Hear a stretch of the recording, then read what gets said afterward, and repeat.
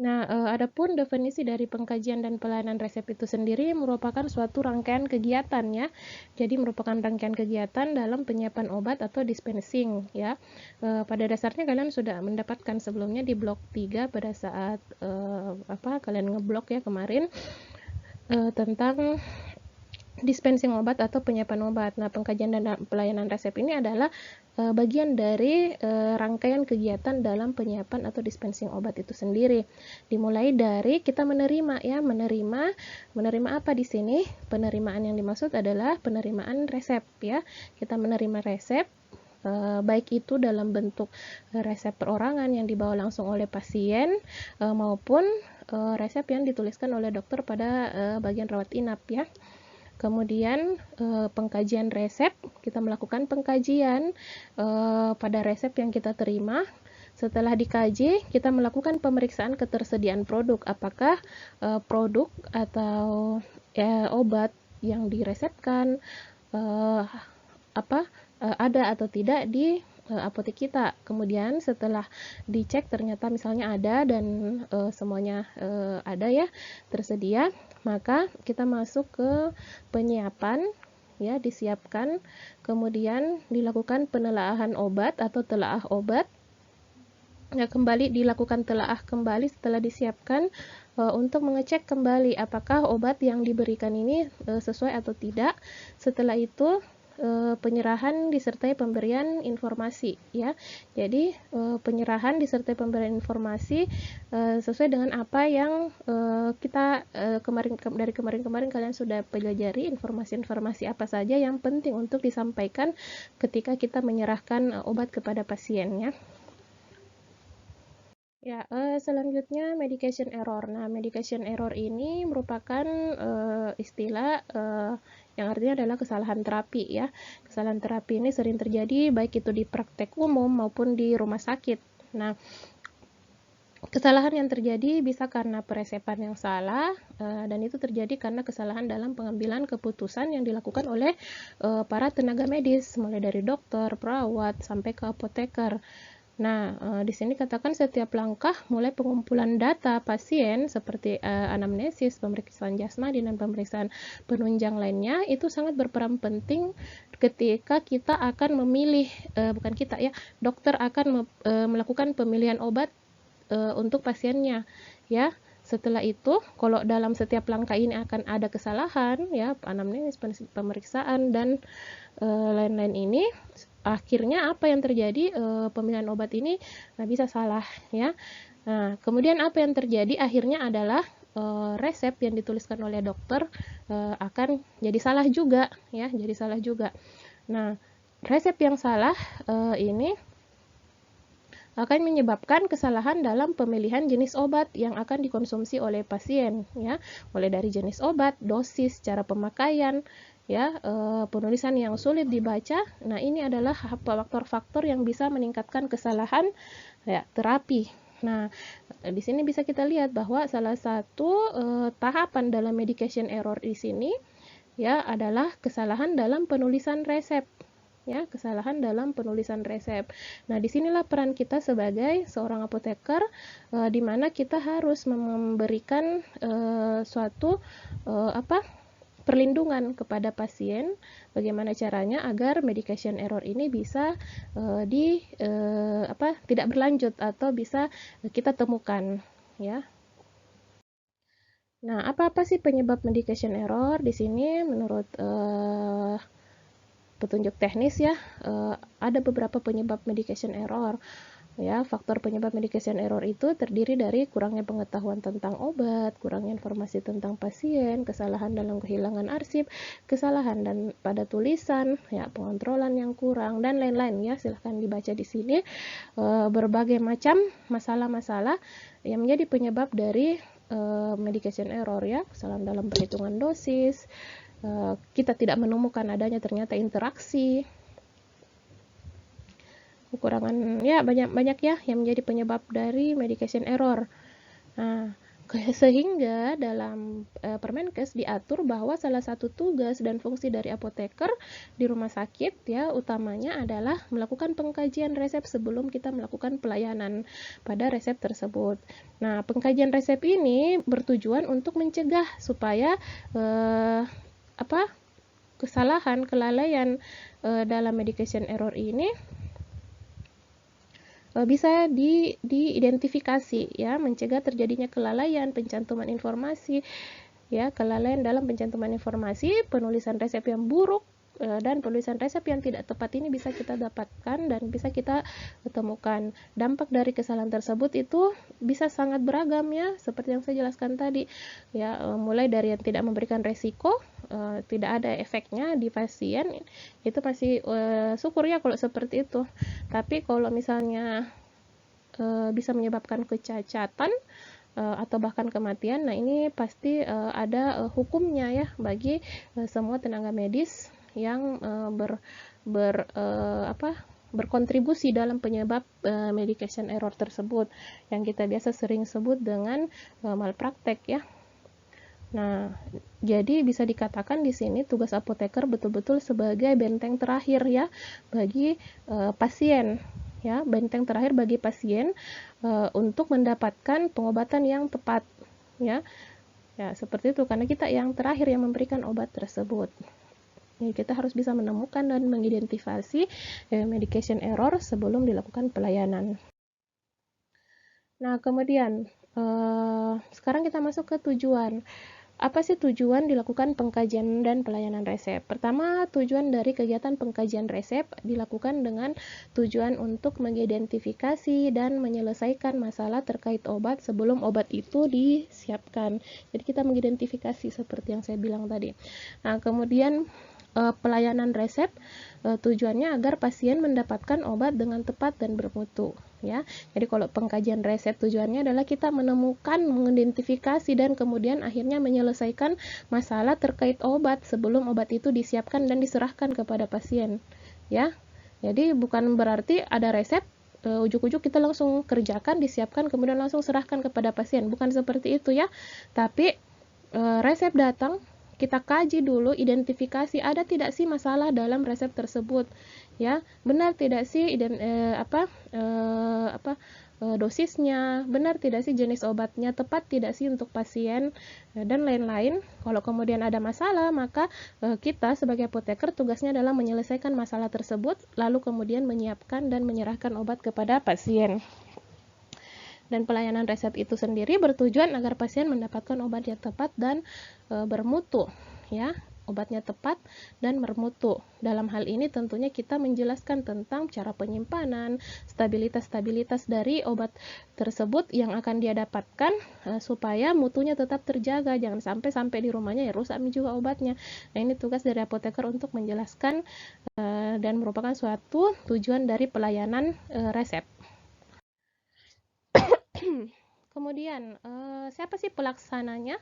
Nah, pelaksana dalam pengkajian dan pelayanan resep itu di sini saya dapatkan berdasarkan Permenkes adalah apoteker dan tenaga teknis kefarmasian ya. Nah, kalau apoteker tentunya dengan segala wewenang dan tanggung jawabnya yang sudah ditetapkan dalam Permenkes, dia merupakan pengambil keputusan yang bertanggung jawab penuh terhadap segala keputusan dalam pelayanan resep tersebut. Sementara tenaga teknis kefarmasian itu sendiri adalah ya orang ya yang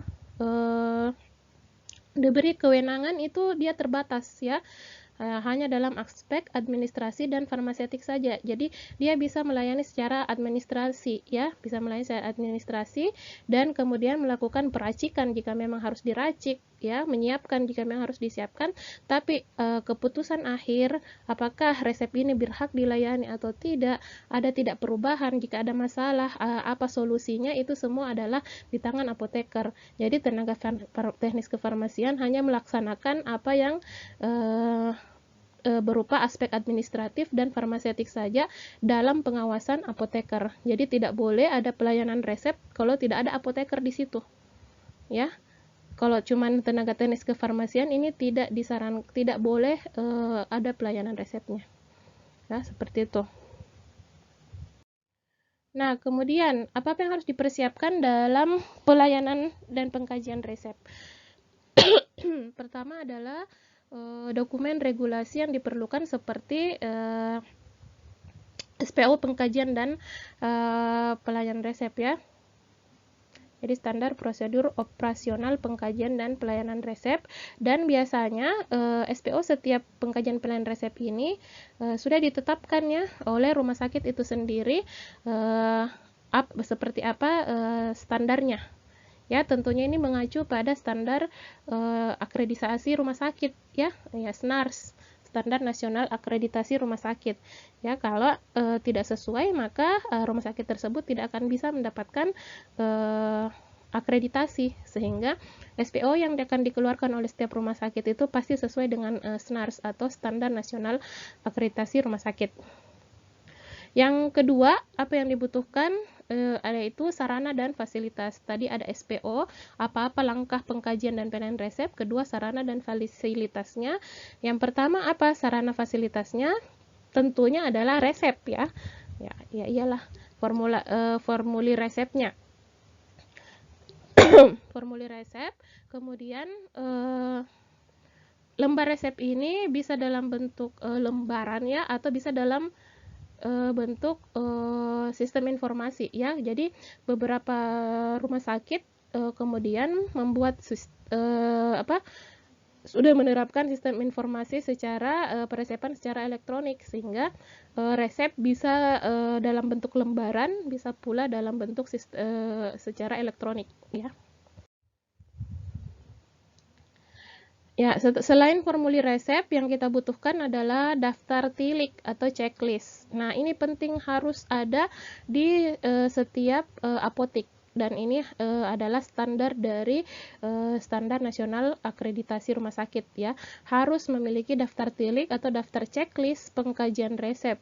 Nah, ada kalanya daftar tilik ini dibuat terpisah dari resep, ada juga yang kemudian rumah sakit menyatukan antara daftar tilik dengan resepnya, dengan lembar resep. Jadi ketika kita menerima resep, di sampingnya itu tulisan obat-obatan dokter itu resep dokter itu sudah ada checklistnya di sampingnya. Jadi kita tinggal checklist saja di sampingnya ini memenuhi atau tidak. Kemudian diambil keputusan apakah resep tersebut dilayani atau tidak ya.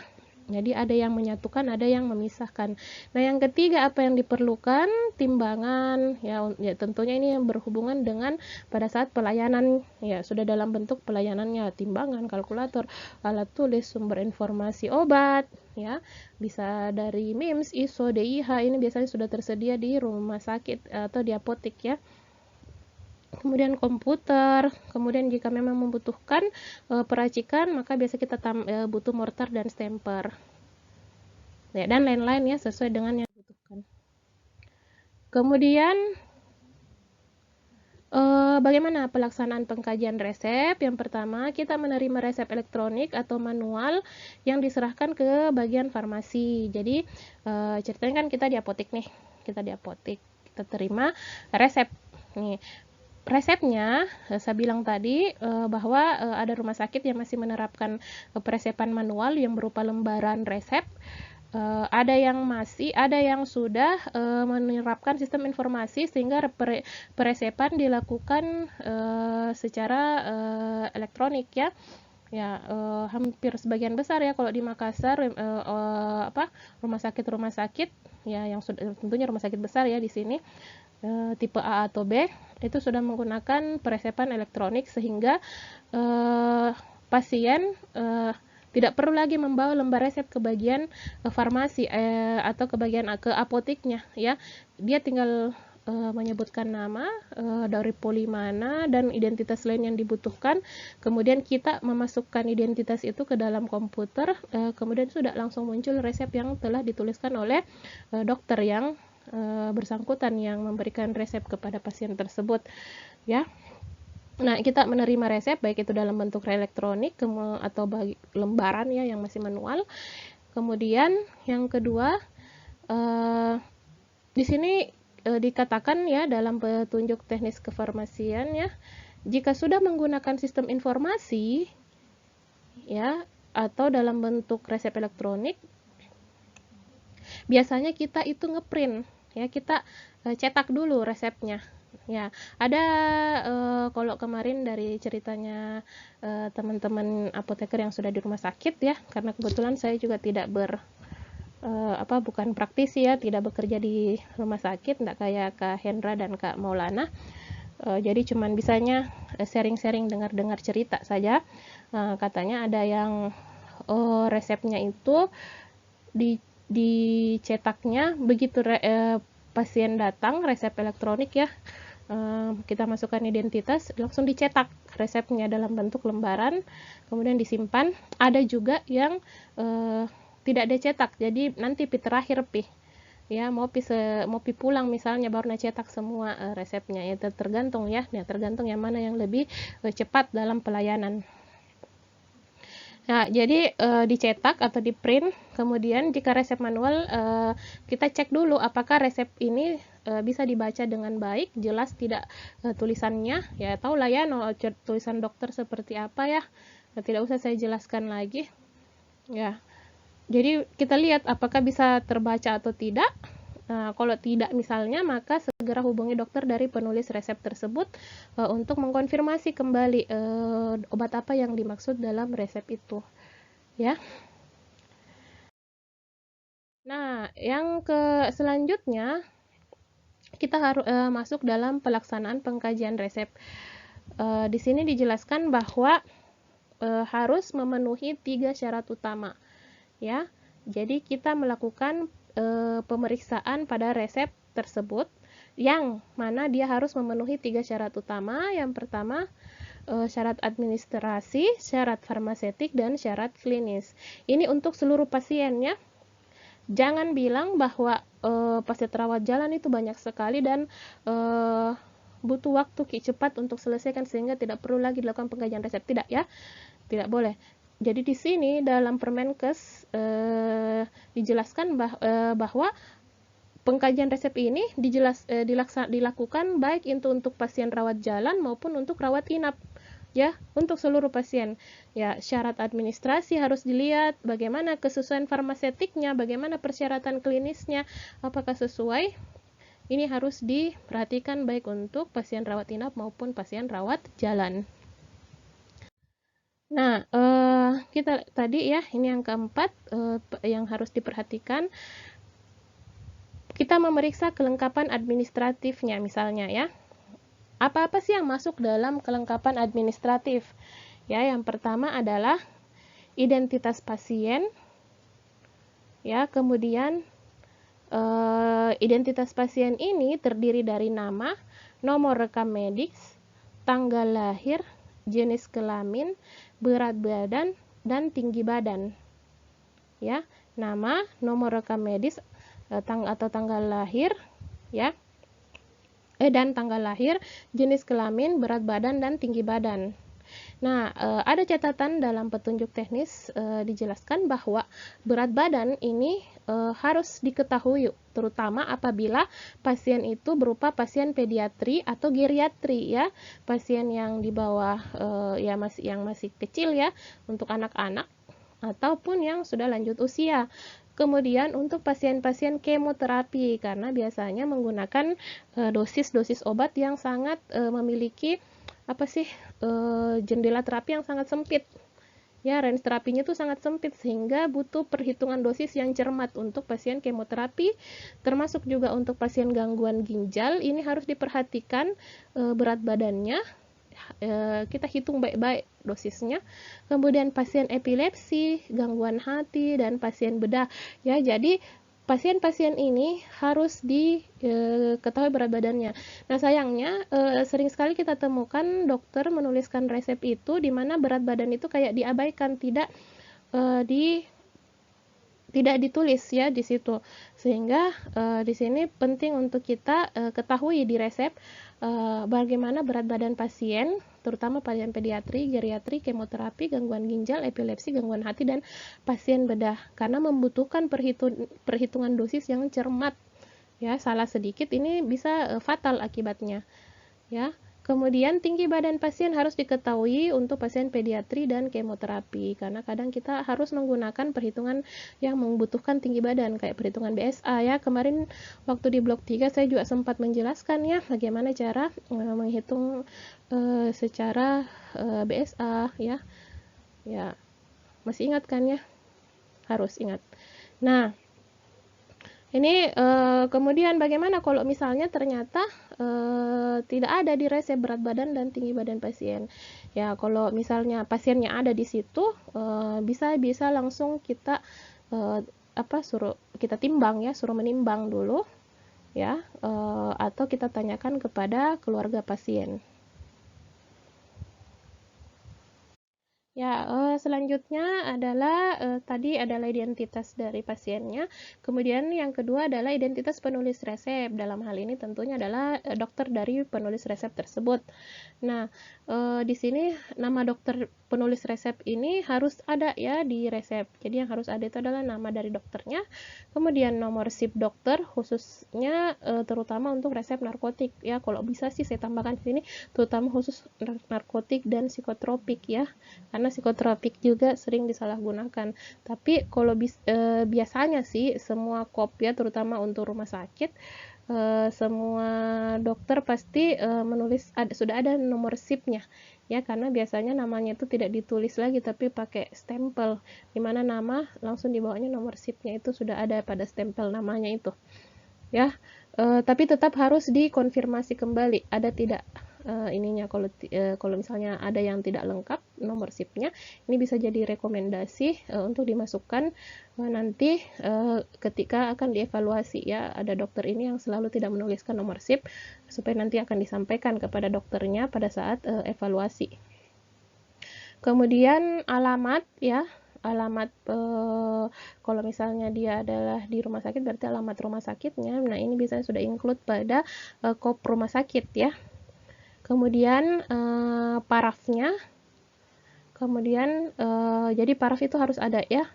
Kemudian kewenangan klinis dokter serta hal-hal lain yang dianggap penting ya. Kemudian identitas resep. Nah, identitas resep di sini terdiri dari tanggal penulisan resep dan tanggal atau unit asal resep itu berada dari poli mana misalnya. Di sini ada sedikit tambahan yang harus kalian ingat, di mana apabila kita melakukan pengkajian administrasi ini, sekalian kalian tanyakan kepada pasien jaminan apa yang digunakan oleh pasien tersebut, apakah dia umum ataukah dia asuransi ya. Jika memang umum, maka kalian jangan lupa ketika sudah menghitung harga obatnya, sebelum menyiapkan obatnya, tanyakan kembali kepada pasien harganya segini, apakah mau ditebus semua, setengah, atau tidak ditebus malah ya. Jangan sampai kalian sudah menyiapkan ternyata pasien tidak mampu membayar ya. Jadi kalau misalnya dia Askes atau misalnya BPJS kan ya berarti sudah ditanggung kan. Nah, tapi kalau dia pasien umum berarti dia harus bayar di situ. Nah, jangan sampai ada pasien yang ternyata tidak siap dengan jumlah atau harga obat segitu. Nah, jadi sebelum kalian menyiapkan, kalian hitung dulu harganya, kemudian tanyakan kepada pasien jumlah yang harus dia bayarkan untuk melakukan persetujuan ya. Kalau setuju, kita layani, kita siapkan. Ya, selanjutnya yang harus dilakukan dalam pengkajian resep adalah pengkajian dari segi aspek farmasetik ya. Ya, yang di sini pertama yang harus dikaji adalah nama obatnya sudah tepat atau tidak, nama obat yang diberikan sesuai dengan kebutuhan dari pasien itu sendiri.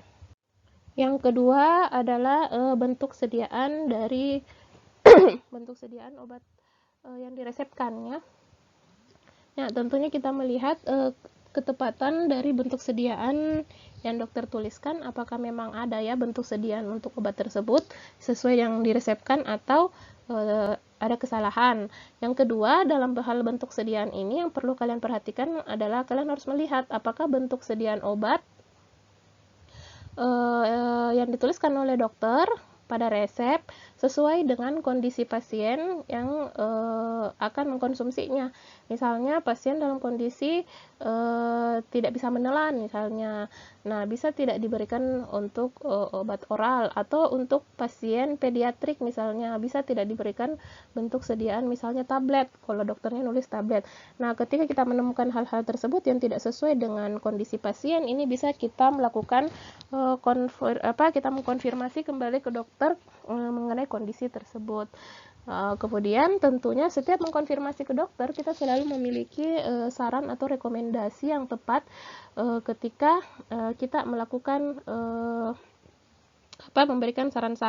memberikan koreksi kepada resep yang dituliskannya. Jadi sudah ada siap nih memang di kepala juga bentuk sediaan yang mau kita rekomendasikan. Oh dok, di apotek saya ada obat ini, mungkin bisa lebih bagus diberikan dalam bentuk sediaan obat tersebut. Ya, seperti itu. Kemudian yang ketiga adalah kekuatan sediaan. Nah, kekuatan sediaan kita lihat apakah memang kekuatan yang dimaksud oleh si dokter ini sesuai dan ada di apotek kita ya atau tidak ya. Kemudian kita juga melihat apakah kekuatan sediaan ini sesuai dengan usia pasien misalnya. Jangan sampai kekuatan sediaan yang harusnya untuk anak-anak dikasihnya yang forte misalnya. Jadi jangan sampai salah jangan sampai dokternya salah nulis seperti itu dalam hal kekuatan, karena ini terkait dengan dosis dari obat itu sendiri. Nah, kemudian yang keempat tentunya adalah dosisnya. Kita lihat dari segi aspek farmaseutiknya adalah dosis obat ini apakah masih dalam indeks dosis terapi atau dosis lazim ataukah dia melebihi dosis maksimum yang diharapkan, yang artinya dia adalah overdosis atau bahkan mungkin di bawah dari dosis terapi sehingga dosis terapi tidak tercapai. Nah, ini harus dihitung kembali terutama untuk yang saya sebutkan tadi di depannya, pediatrik, geriatrik, gangguan fungsi hati dan ginjal, pasien-pasien kemoterapi, ya, penderita-penderita epilepsi dan lain-lain. Ini harus dihitung baik-baik dosisnya, ya, karena biasanya dosis obatnya ini sangat sempit jendela terapinya, ya, salah sedikit bisa overdosis.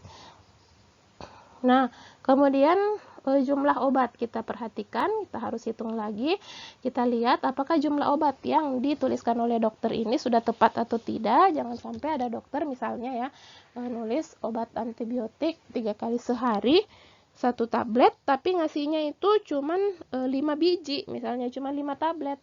Artinya pasien hanya mengkonsumsi satu hari lebih ya, sementara aturan dalam penggunaan antibiotik itu bisa sampai 3 sampai 4 hari ya. Ya, maksimal minimal ya 3 hari. Sehingga tentunya jumlah obat ini di sini tidak sesuai dengan aturan yang berlaku dan perlu kita lakukan konfirmasi kepada dokternya. Kemudian melihat lagi dari aspek stabilitas, kita lihat stabilitasnya, apakah stabilitas obat ini sudah baik atau tidak. Dari mana kita lihat? Nah, terutama ya di sini adalah obat-obat yang memerlukan harus diracik lagi misalnya, atau obat-obat bentuk sediaan extemporaneous yang memang harus dilakukan kayak pembuatan kembali, kayak puyer, racikan kapsul dan lain-lain ya, yang termasuk dalam sediaan extemporaneous. Ini harus dilihat stabilitasnya, apakah obat tersebut bisa tidak diracik dibuat dalam bentuk tersebut atau tidak ya. Dan banyak sekali kita temukan bahwa ternyata dokter kemudian tidak terlalu memperhatikan masalah stabilitas, ya mungkin ya memang tidak terlalu sampai situ ya pengetahuannya.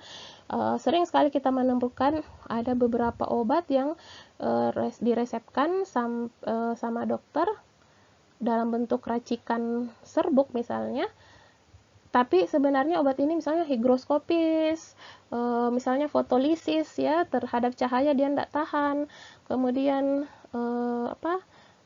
tidak tahan lembab. Nah, ini kemudian diresepkan, atau mungkin sudah dalam bentuk salut ya. Nah, tapi tetap diresepkan dalam bentuk racikan, sehingga menyebabkan menyebabkan obat tersebut ketika diracik ini mengalami berbagai reaksi kimia. Mungkin ada beberapa ya yang kemudian instabilitas ini terjadi tidak langsung atau spontan pada saat diracik, tapi mungkin membutuhkan beberapa jam. Jadi ketika kita racik belum kelihatan ada perubahan, tapi ketika dia sudah sampai di tangan pasien, dibawa pulang, mulai terjadi reaksi-reaksi. Nah, ini yang berbahaya apabila masih mending ya, syukur-syukur kalau instabilitas ini dia hanya menyebabkan efek terapi tidak sampai. Tapi yang berbahaya itu tadi yang saya bilang berkali-kali, bahwa yang paling berbahaya kalau kemudian instabilitas yang terjadi ini menyebabkan berbagai reaksi-reaksi yang menghasilkan zat-zat degradasi ya bisa menyebabkan toksik kepada pasien. Sehingga sangat penting bagi kalian ya, bagi kita semua yang berkecimpung di dunia farmasi seperti ini, untuk banyak membaca tentang stabilitas dari obat-obatan, terutama yang paling sering diracik oleh dokter ya, demi keamanan pasien tentunya. Nah, kemudian aturan dan cara penggunaan. Nah, kita juga harus perhatikan bagaimana sih aturan-aturan penggunaan obat. Misalnya, apakah harus diminumnya berapa kali dalam sehari, harus dengan makanan atau tidak, harus pada pagi hari, malam, atau sebelum tidur. Nah, ini harus dilihat betul tidak, jangan sampai ada obat yang harus dikonsumsinya itu harusnya pagi ya, tapi dokter nulisnya di situ sebelum tidur. Nah, ini bisa kita konfirmasi ke dokter, misalnya, dok, obat ini sebaiknya dikonsumsi pagi hari ya, bukan sebelum tidur karena lebih efektif misalnya. Ya, ini bisa kita lakukan rekomendasi seperti itu kepada dokter, tapi tentunya dengan menggunakan bahasa yang baik dan benar ya, yang sopan, jangan menggurui ya. Kemudian cara penggunaannya seperti itu ya, jadi dilihat apakah penggunaannya ini harus ditelan ataukah harus masukkan ke rektum. Kita harus lihat semua, kita kaji apakah yang ada pada resep itu sudah sesuai dengan yang seharusnya atau tidak. Kemudian ada sedikit tambahan dari petunjuk standar pelayanan kefarmasian rumah sakit. Kalau yang tadi saya bacakan itu berdasarkan Permenkes ya nomor 72. Nah, petunjuk berdasarkan petunjuk standar pelayanan kefarmasian rumah sakit di sini ditambahkan, yaitu aspek farmaseutiknya adalah kompatibilitas. Nah, kalau kita bicara kompatibilitas, tentunya yang dimaksud adalah interaksi-interaksi yang terjadi secara farmaseutis ya. Ketika obat itu belum dikonsumsi, belum masuk ke dalam tubuh, kemudian ternyata harus dicampurkan. Nah, tentunya kompatibilitas ini harus kita perhatikan apabila ada obat-obat yang harus diracik atau dia kita rekonstitusi ulang kemudian ditambahkan dengan obat lain dan atau zat tambahan lain atau pelarut dan lain-lain. Kita lihat apakah dia kompatibilitasnya ini bisa tercampurkan atau tidak ya dengan obat tersebut yang akan ditambahkan atau dengan pelarut-pelarut yang akan ditambahkan ya, apakah ada kompatibilitas atau tidak, ini harus diperhatikan.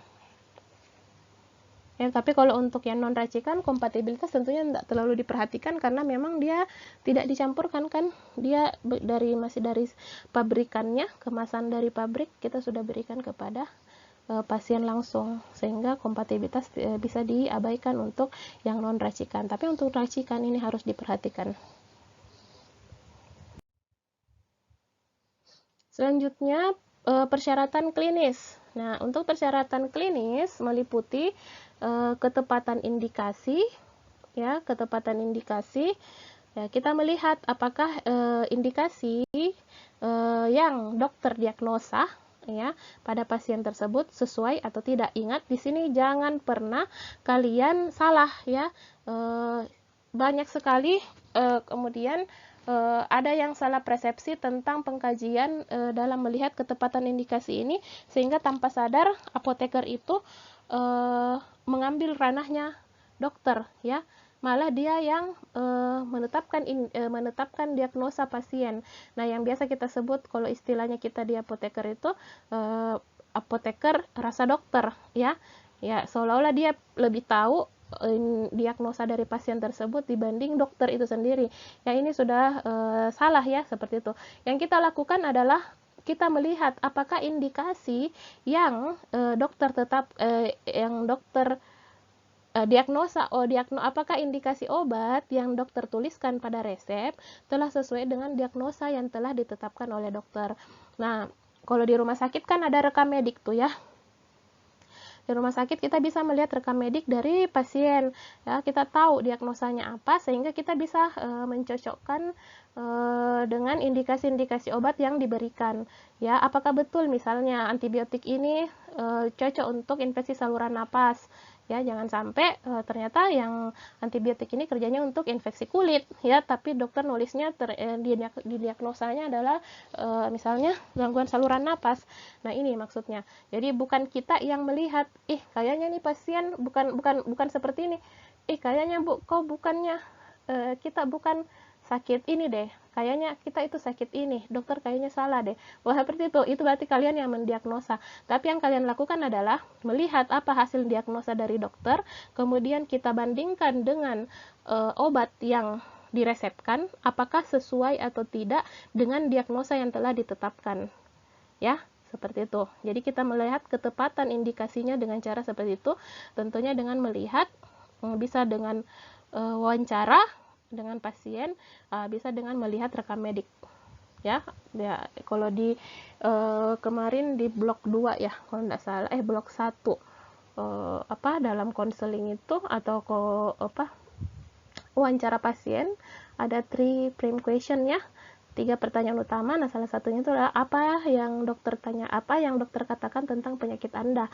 Nah, di situ kita bisa mendapatkan diagnosanya ini, obat yang diresepkan ini sesuai atau tidak. Kita bisa lihat. Nah, kemudian di persyaratan klinik juga ada lagi kembali dosis ya. Dosis masuk dalam persyaratan klinis, juga masuk dalam persyaratan farmaseutik. Kemudian ada waktu penggunaan obatnya, duplikasi pengobatan, ya, apakah terjadi duplikasi atau tidak, ya. Nah, duplikasi di sini maksudnya adalah dalam satu lembar resep obat, ya, dalam satu lembar resep obat terdapat lebih dari satu obat yang memiliki indikasi yang sama, ya, golongan obatnya juga sama dan mekanisme kerja dari obat tersebut juga sama. Nah, ini dia masuk dalam kategori duplikasi. Nah, kondisi duplikasi obat ini bisa meningkatkan, ini harus dihindari ya, tidak boleh terjadi. Jangan sampai ada pasien mendapatkan obat dengan indikasi atau tujuan terapinya itu sama, tapi dia diresepkan lebih dari satu obat. Contoh misalnya, ada pasien sakit gigi, dikasih asam mefenamat, dikasih juga natrium diklofenak, ya. Nah, sama-sama NSAID, sama-sama meredakan nyeri, ya, sama-sama untuk indikasi analgesik, ya, golongan obatnya juga sama. Nah, ini berarti duplikasi, ya. Padahal cukup asam mefenamat saja ada, atau salah satunya saja natrium diklofenak atau kalium diklofenak saja salah satunya. Nah, ini sudah bisa mengatasi indikasi nyeri yang dirasakan oleh pasien. Duplikasi ini bisa menyebabkan, namanya obat ya, semua obat itu memiliki efek samping. Nah, semakin banyak yang pasien telan obat, semakin banyak pula efek samping akan timbul. Apatah lagi golongan NSAID misalnya, ya dengan fungsi efek sampingnya adalah gangguan pencernaan atau nyeri pada lambung.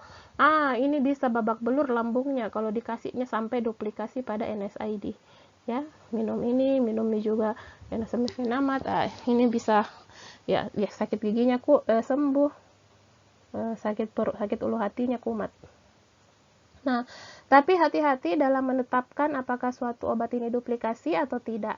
Ya, kita harus lihat lagi kembali apakah golongan dan mekanisme kerjanya sama atau tidak. Saya kasih contoh misalnya, ada obat, ya, ada pasien datang bawa resep, yang satu dikasih obat metformin, yang satu dikasih glibenclamid. Nah, kita apoteker nih tahu, ya. Kita tahu bahwa glibenclamid dan metformin ini adalah sama-sama untuk penderita DM ya, DM tipe 2 ya, karena dia merupakan obat diabetik oral ya, sama-sama obat DM. Nah, jangan sampai kita berpikir duplikasi ini sama-sama menurunkan gula darah, bisa berbahaya, efek sampingnya bisa semakin besar, bisa hipoglikemi. Nah, tidak, kita lihat dulu apakah golongannya sama ya, apakah golongan dari metformin ini dan glibenclamid ini sama. Nah, jawabannya adalah berbeda ya. Metformin adalah golongan biguanid, sementara glibenclamid adalah golongan sulfonylurea. Apakah mekanismenya juga sama? Ya, apakah mekanisme kerjanya sama? Jawabannya adalah ya, tidak ya. Kalau metformin dia bekerja dengan meningkatkan meningkatkan sensitivitas insulin pada perifer. Kalau glibenclamid atau sulfonylurea, golongan sulfonylurea ini dia bekerja untuk menstimulasi pengeluaran insulin dari sel beta pankreas, sehingga yang satu mengeluarkan insulin, yang satu meningkatkan ambilan insulin ke dalam perifer, sehingga kadar gula darah dapat terkontrol dengan baik. Nah, ini bukan masuk duplikasi, jadi kalian harus tahu dan harus bisa membedakan yang mana yang masuk kategori duplikasi, yang mana yang tidak, sehingga ketika kalian rekomendasikan ke dokter tidak diketawai. Nah, dok, ini duplikasi metformin sama biguanid sama-sama obat DM. Ketahuan itu dokter, karena dia bukan duplikasi ya, karena berbeda mekanisme dan golongannya. Kemudian alergi dan reaksi obat yang tidak dikehendaki, ini harus dikaji kembali apakah pasien ini memiliki alergi terhadap obat tersebut, terutama apabila obat-obat yang dialergi itu adalah obat-obat antibiotik ya. Kita sering mendengar tentang sindrom Stevens-Johnson. Nah, sindrom Stevens-Johnson ini adalah sindrom yang disebabkan karena adanya alergi terhadap antibiotik. Itu bisa menyebabkan area-area tubuh itu mengalami kayak melepuh ya. Nah, kalau obat ini, kalau tingkat alerginya parah ya, tinggi sekali, nah ini bisa menyebabkan satu badannya itu melepuh dan biasanya berujung pada kematian. Jadi alergi itu tidak bisa diabaikan, tidak boleh dianggap remeh ya.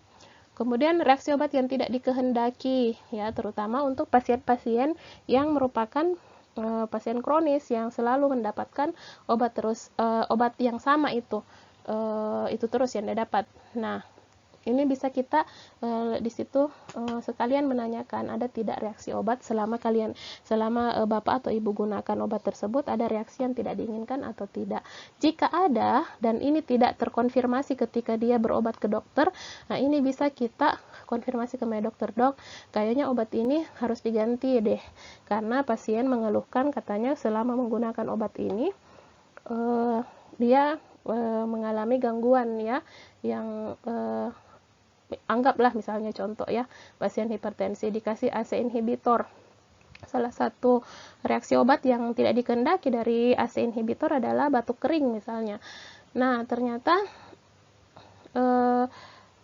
di saat konsul ke dokter, pasien ini lupa menyampaikan ke dokter hal tersebut, sehingga dokter kembali meresepkan golongan ACE inhibitor kepada pasien.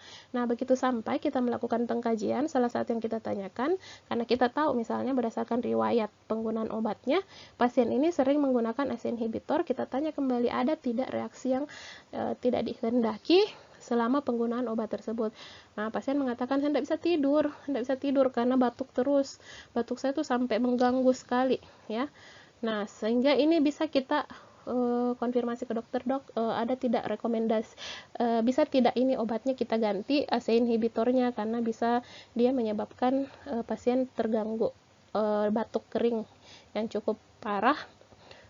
Dan kemudian kita memberikan rekomendasi apakah diganti dengan golongan lain atau bagaimana ya, seperti itu. Kemudian kontraindikasi. Nah, kontraindikasi yang dimaksud di sini adalah kondisi pasien yang menyebabkan dia tidak bisa mendapatkan pengobatan tersebut. Misalnya dikontraindikasikan pada wanita hamil, dikontraindikasikan pada menyusui, pasien-pasien dengan gangguan fungsi hati dan ginjal. Nah, jadi ada kondisi-kondisi tertentu pada pasien yang obat ini tidak boleh dia konsumsi. Nah, ketika kemudian kita dapatkan, oh pasien ini ternyata ibu hamil, ya. Aduh, kenapa dikasih obat ini? Padahal kategori yang tidak boleh untuk ibu hamil.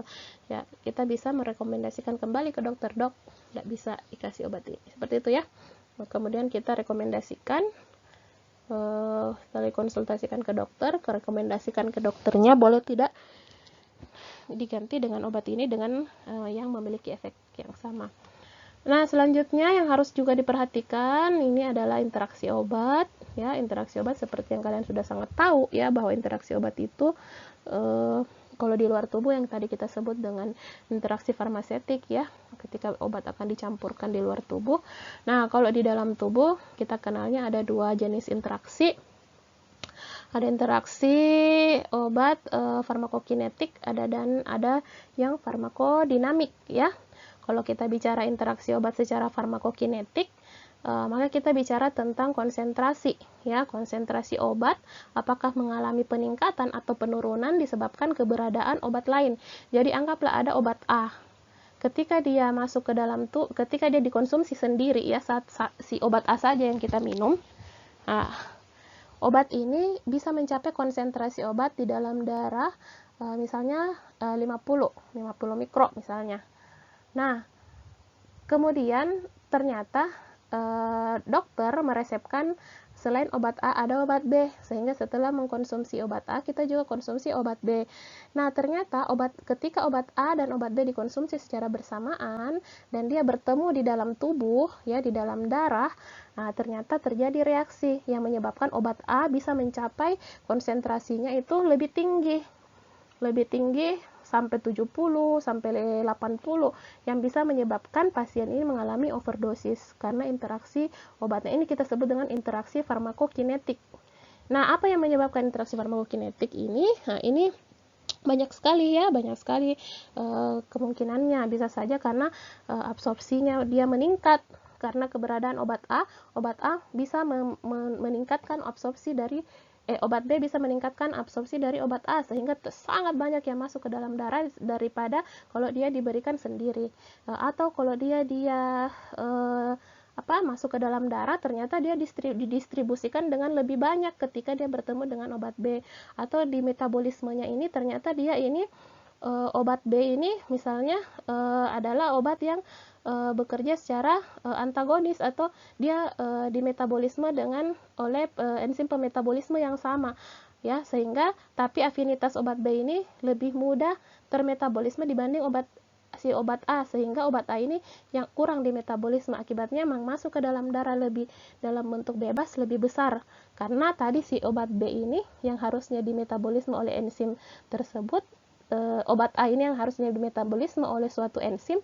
Iya, si enzim ini bekerja mengmetabolisme enzim B, jadi dia sibuk mengmetabolisme enzim B, akibatnya obat A tidak termetabolisme. Ketika tidak termetabolisme, dia akan banyak masuk ke dalam darah dalam bentuk bebas, sehingga kita akan menemukan di darah jumlahnya meningkat dari biasanya karena keberadaan obat B. Nah, ini berarti dia mengalami interaksi di fase metabolisme, atau eliminasinya juga bisa bertambah atau berkurang.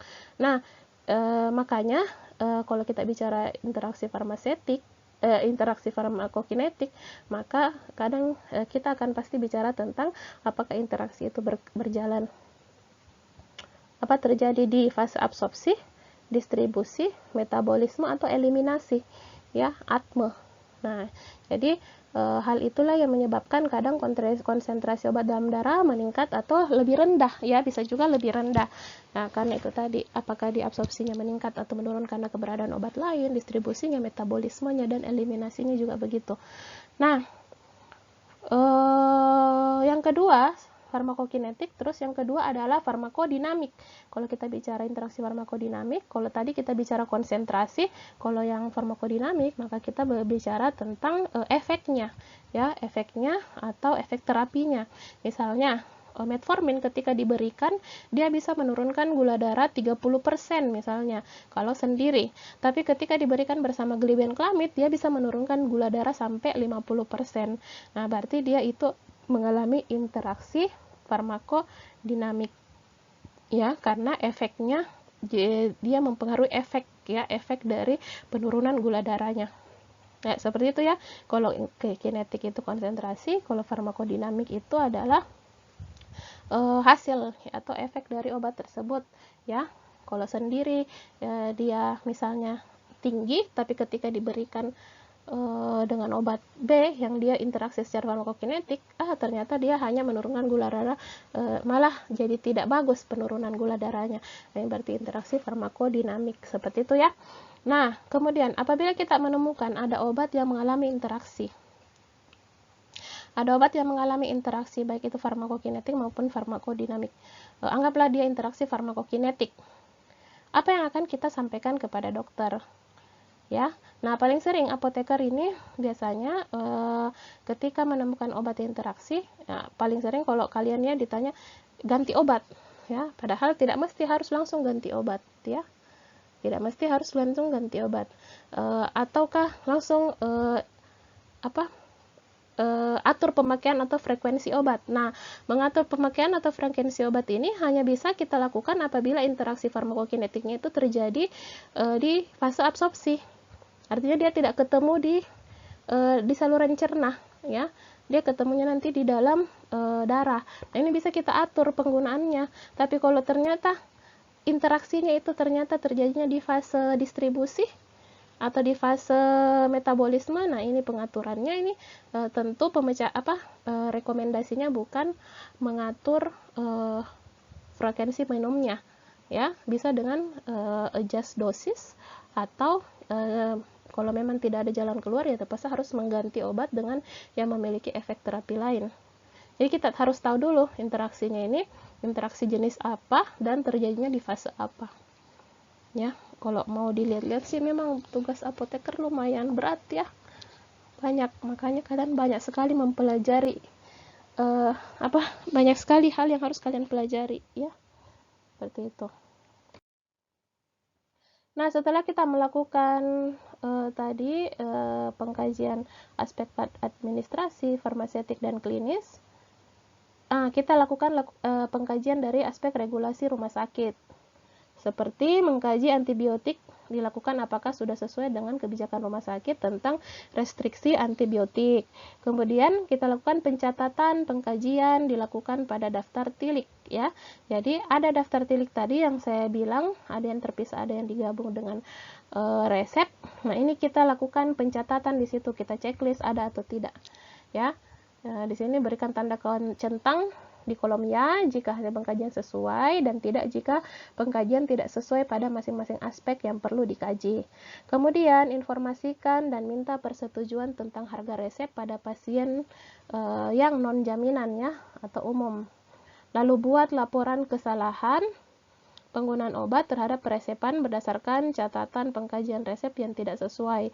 Yang laporan ini dibuat setiap bulan ya. Jadi kita membuat kalau misalnya kita temukan kesalahan-kesalahan tetap harus dilaporkan ya walaupun sudah dikonsultasikan ya. Ini sebagai bahan evaluasi yang akan disampaikan langsung kepada dokter yang bersangkutan untuk bisa lebih mempertimbangkan sebelum menuliskan resep untuk mencegah itu tadi medication error.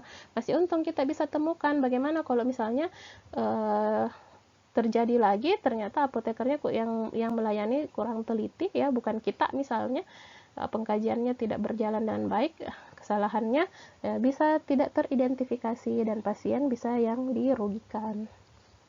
Nah, laporan ini dibuatnya itu dia diakumulasi dalam setiap bulan kita laporkan. Nah, tadi adalah pengkajian ya. Nah, untuk pelayanan resep ya, kita menyiapkan obat sesuai dengan permintaan resep yang sudah dilakukan pengkajian. Ya. Terdiri dari menghitung kebutuhan jumlah obat sesuai dengan resep. Jadi kita hitung kembali seperti ini ya. kita hitung misalnya paracetamol dia butuh 3 tablet, cetirizine 3 tablet, dexa. Jadi kita hitung kembali berapa yang dibutuhkan ya kalau mau membuat 10 bungkus ya. Kemudian ambil obat yang dibutuhkan pada rak penyimpanan dengan memperhatikan nama obat, tanggal kadaluarsa, dan keadaan fisik obat. Lakukan double check kebenaran identitas obat yang diracik, terutama jika termasuk obat high alert ya. Jadi kalau obatnya high alert atau LASA ini harus kita hati-hati ketika mengambil, jangan sampai salah ambil ya. Nah, kemudian dilakukan double check.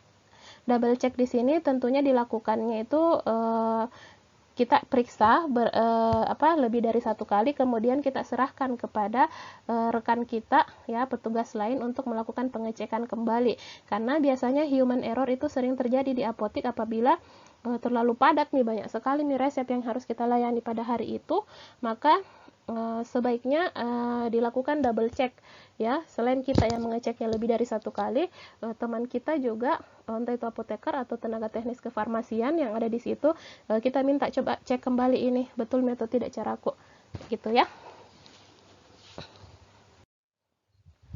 Kemudian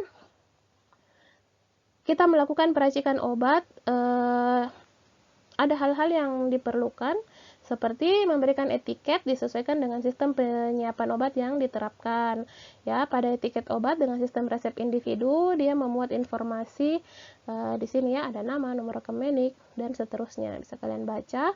Kemudian pada etiket di kantong obat, misalnya pakai kantong ya, ada etiketnya. Nah, ini di kantongnya ini bisa kita taruhkan etiket berupa nama, nomor rekam medis, instruksi khusus, dan tanggal penyiapan obatnya.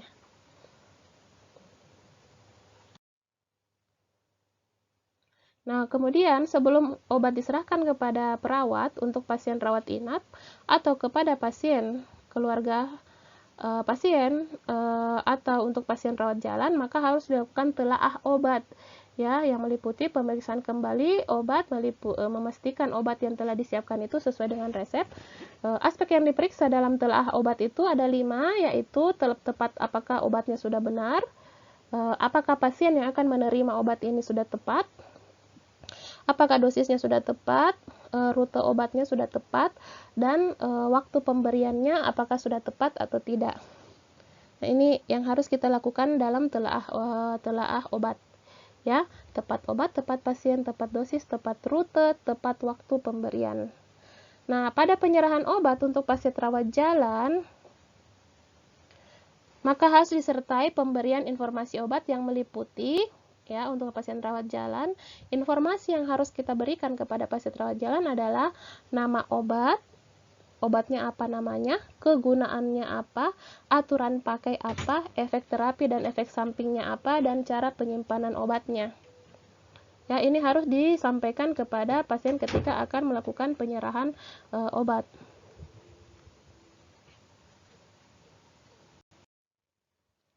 Nah, selanjutnya jika regulasi rumah sakit membolehkan pengantaran obat ke rumah pasien, maka dilakukan oleh jasa pengantar. Nah, di sini tentunya harus perhatikan adalah kerahasiaan pasien itu harus tetap terjaga. Contohnya kita menggunakan amplop yang tertutup, tertutupnya rapat ya, terlem. Kemudian obat dikemas secara tertutup.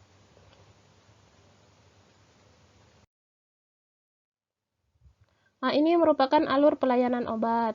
Jadi resep masuk, dilakukan telaah resep, kemudian kita input ke SIM RS jika menggunakan sistem informasi, lakukan penyiapan obat, kita lakukan telaah obat pada obat yang telah disiapkan, baru kita lakukan penyerahan.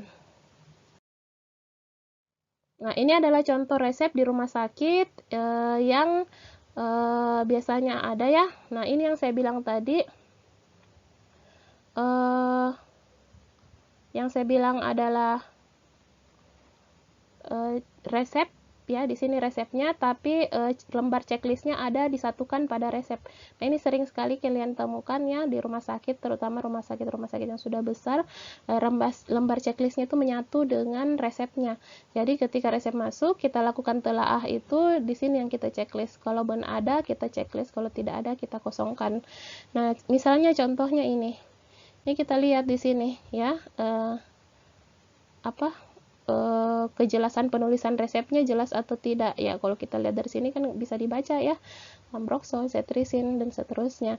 Obatnya sudah tepat, kita checklist. Apakah dosisnya tepat, checklist ya, seperti itu. Kemudian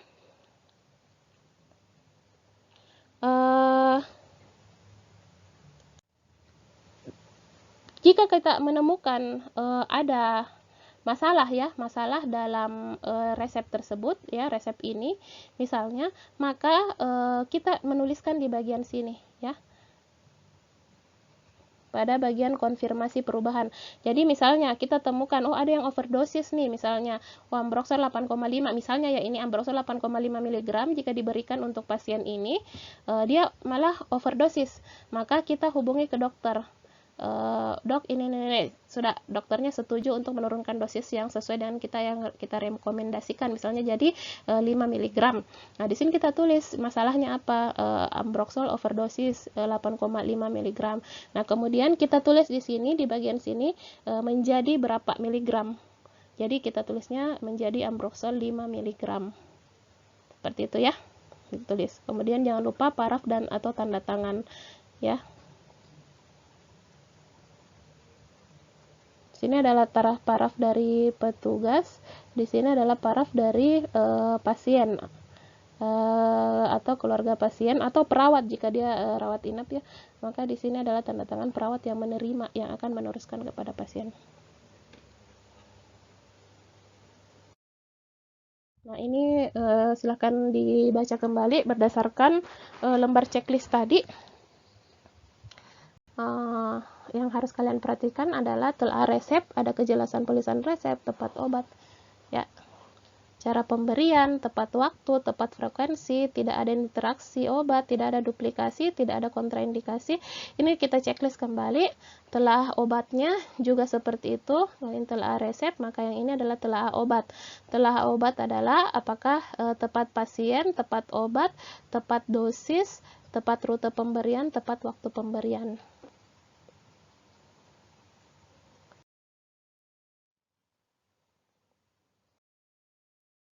Ya, dalam telaah resep, ya, telaah resep misalnya kejelasan penulisan resep ini, di sini ada penjelasan untuk setiap poin-poin tersebut. Silahkan kalian baca nanti ya. Misalnya kejelasan penulisan resep, apa yang harus kalian pastikan di sini? Kita harus memastikan tulisan resep terbaca dengan jelas ya, resepnya ini terbaca dengan jelas atau tidak. Disarankan untuk menggunakan electronic prescribing ya, terutama kalau memang dia menggunakan informasi ya, sistem informasi, sebaiknya kita pakai yang elektronik saja ya, karena kalau diketik ya tidak ada orang jeliat ketikannya ya. Kalau tulisan banyak dokter yang jeliat tulisannya, tapi kalau dia mengetik pasti bagus nih tulisannya. Pastikan semua data yang ada pada resep dituliskan ya, jadi kita semua pastikan bahwa semua data yang ada pada resep, berat badannya, tinggi badan dan lain-lain. Kemudian untuk identitas pasien menggunakan stiker ya, kayak ini. Ini ada stikernya. Jika tulisan tidak terbaca, maka konfirmasi ke dokter penulis resep, tanyakan atas nama pasien ini, nomor RM segini, tanggal segini, tanggal lahir segini, ada obat yang tidak bisa terbaca. Nah, di sini perlu diperhatikan terjadinya potensi lasa, look alike, sound alike, atau norom, nama obat, rupa ucapan mirip. Jadi bentuknya kelihatannya mirip. Ini hati-hati ketika kita akan mengambil obat.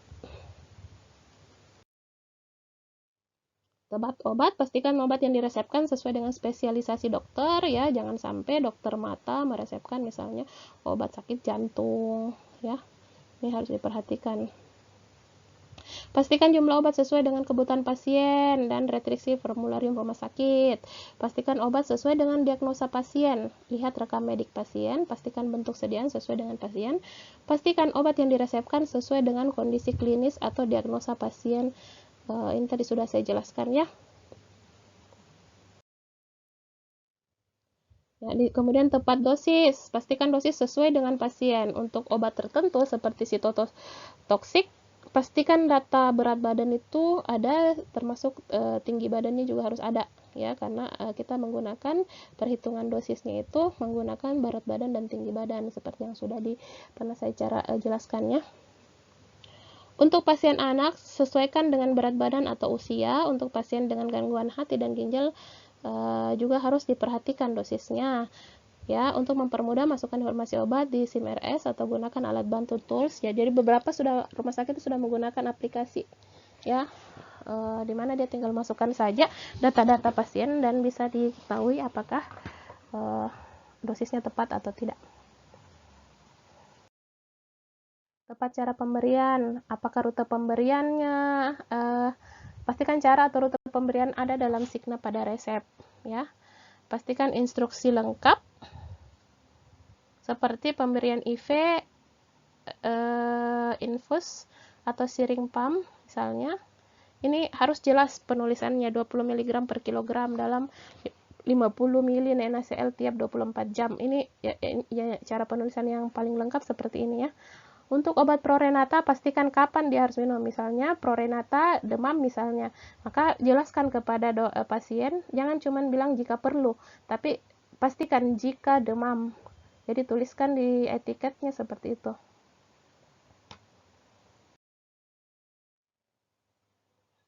Tepat waktu pemberian, pastikan waktu pemberian ada dalam signa ya. AC, PC misalnya ya. Disarankan menggunakan aturan jam. Misalnya pada etiket sebaiknya misalnya 3 kali sehari, kasih dalam kurung tiap 8 jam. Jika pemberian 1 kali sehari, pastikan waktu pemberiannya sesuai dengan obatnya ya. Apakah diminum misalnya di sini simvastatin diminum malam hari sebelum tidur.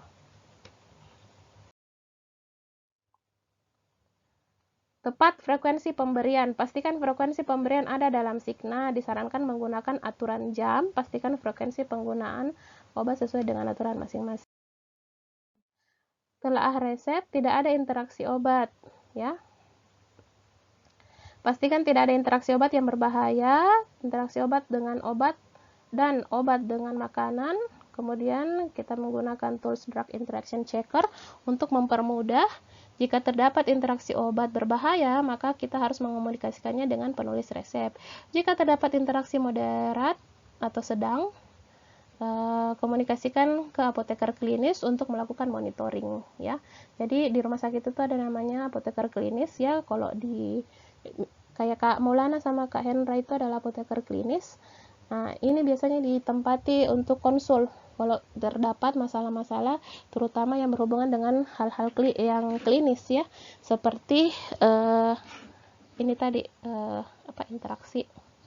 Nah, kita tanyakan kalau interaksinya kayak gini, apa bagus rekomendasinya ke dokter.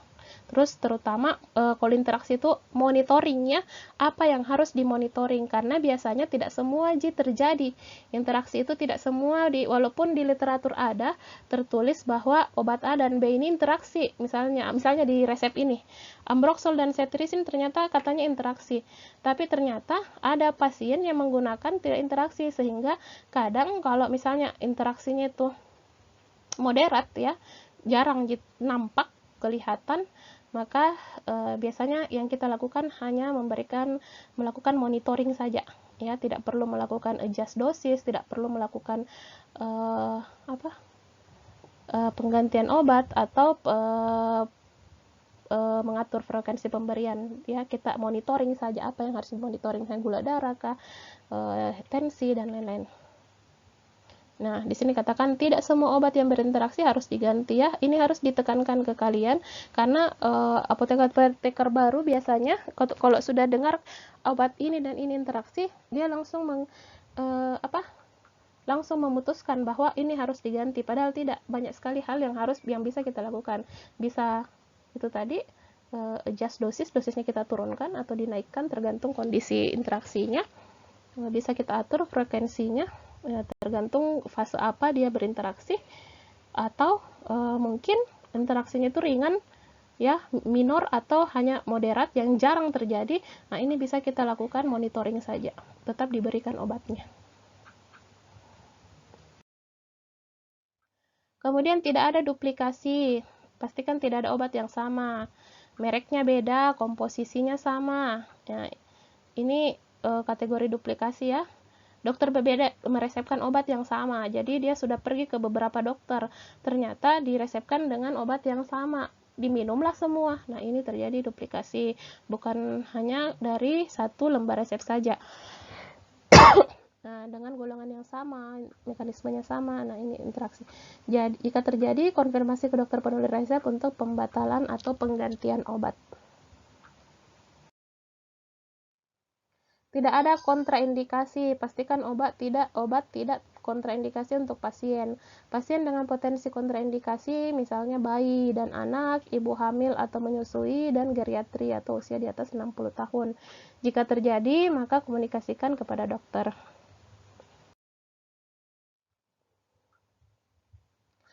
Tertera dalam formularium rumah sakit. Pastikan obat yang diresepkan tercantum dalam formularium rumah sakit. Komunikasikan ke penulis resep untuk pergantian jika terdapat ketidaksesuaian.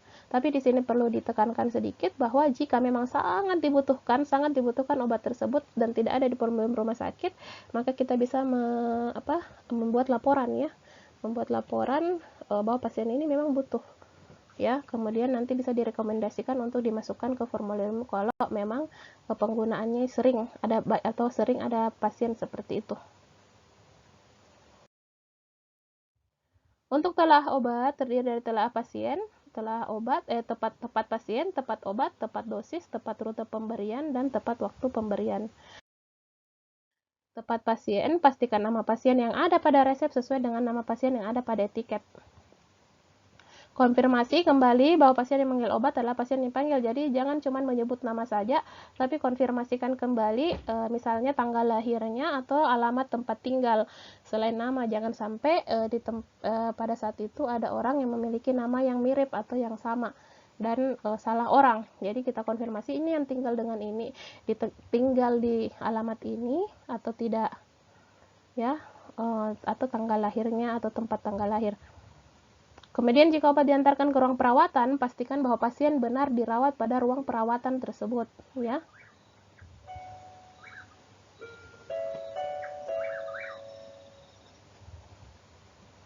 Pastikan pasien bertanda tangan pada saat penyerahan resep.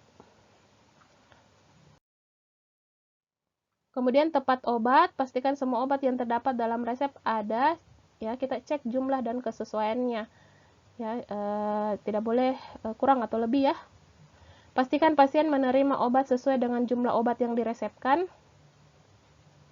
Kemudian tepat dosis, pastikan dosis pada resep sesuai dengan etiket. Waspadai penggantian kekuatan sediaan obat, misalnya asam mefenamat 250 mg diganti menjadi 500 mg.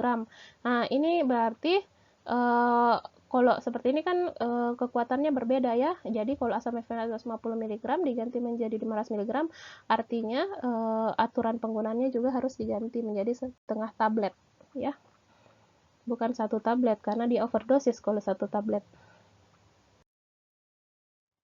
Tepat rute pemberian, pastikan rute pemberian pada resep sesuai dengan etiket. Gunakan warna etiket yang sesuai, putih untuk oral dan biru untuk parenteral.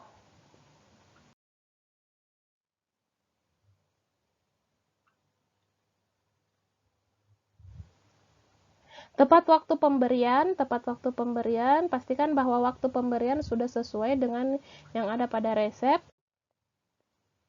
Kemudian penyerahan resep di sini setelah penyiapan obat dilakukan, maka akan kita lakukan penyerahan resep. Sebelum obat diserahkan kepada pasien harus dilakukan pemeriksaan kembali, penulisan nama pasien pada etiket, cara penggunaan serta jenis dan jumlah obat, kesesuaian antara penulisan etiket dengan resep, memanggil nama dan nomor tunggu pasien, memeriksa ulang identitas dan alamat pasien, menyerahkan obat yang disertai dengan pemberian informasi obat. Kemudian memberikan informasi cara penggunaan obat dan hal-hal lain yang terkait dengan obat tersebut, antara lain manfaat obat, makanan dan minuman yang harus dihindari, kemungkinan efek samping, dan cara penyimpanannya.